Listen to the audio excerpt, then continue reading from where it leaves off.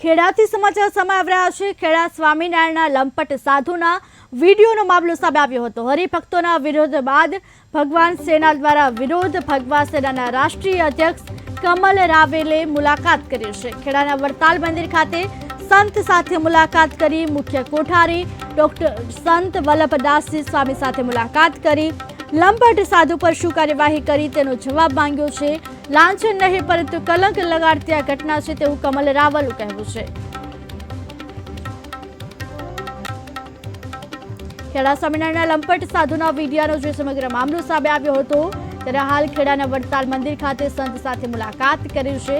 જોકે હાલ હરિભક્તોના વિરોધ બાદ ભગવાન સેના દ્વારા વિરોધ કરવામાં આવ્યો। ભગવા સેનાના રાષ્ટ્રીય અધ્યક્ષ કમલ રાવલે મુલાકાત કરી। ખેડાના વડતાલ મંદિર ખાતે સંત સાથે મુલાકાત કરી। મુખ્ય કોઠારી ડોક્ટર સંત વલ્લભદાસજી સ્વામી સાથે મુલાકાત કરી છે। લંપટ સાધુ પર શું કાર્યવાહી કરી છે તેનો જવાબ માંગ્યો છે અને કહ્યું છે કે લાંછન નહીં પરંતુ કલંક લગાડતી આ ઘટના છે।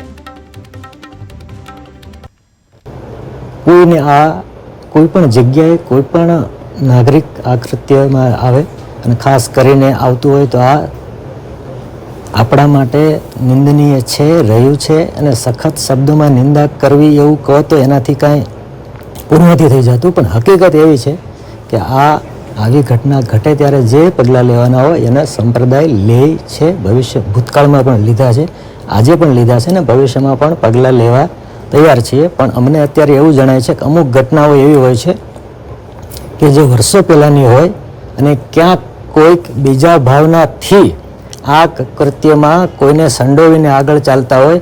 મને ખબર નથી મારે અત્યારે ચર્ચા કરવી જોઈએ કે ના કરવી જોઈએ, પણ અમારા જે વર્તમાન આચાર્ય છે એમની પહેલાં જે આચાર્ય હતા એ પણ ક્યાંક આવા વિડીયોનું સંકલન કરવાના મુદ્દા ઉપર જ એનો સીડીકાંડનો કેસ બી ચાલે છે। એટલે હું એવું ઈચ્છું છું કે સંપ્રદાયનું જે સારું નરસું છે એ સંપ્રદાયના સંતો હરિભક્તો ભેગા બેહીને એનું સોલ્યુશન લાવે છે, લાવી રહ્યા છે અને લાવ્યા છે। એની ચર્ચાઓ મીડિયામાં જઈને કે જાંગ ઉઘાડી કરવી એ મારી દ્રષ્ટિએ યોગ્ય નથી। પણ જે લોકો આ રીતે એની ચર્ચા કરતા હોય એને હું હાથ જોડીને વંદન કરું છું, વિનંતી કરું છું કે જે પ્રશ્નની